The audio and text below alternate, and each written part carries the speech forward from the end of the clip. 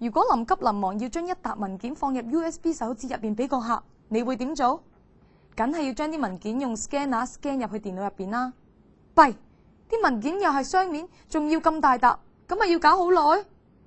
而家有 HP 嘅多合一打印機，就可以幫你打破傳統，只係要幾個步驟就可以輕輕鬆鬆咁樣將沓文件直接 scan 入去你嘅儲存裝置入邊啦。首先插入 USB 手指，然後放好文件，撳掃描，掃描到記憶體裝置。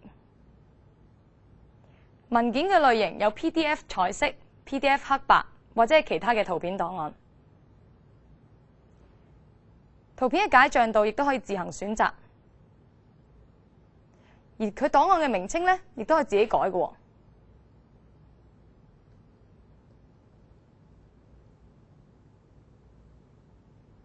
最後你可以選擇佢係單面或者係雙面，然後撳開始掃描呢個掣，咁就得㗎啦。咁繁複嘅工作，眨下眼就完成。想要有咁方便嘅功能，只要你有一部 HP 8500 WiFi 微型大機，咁就得㗎啦。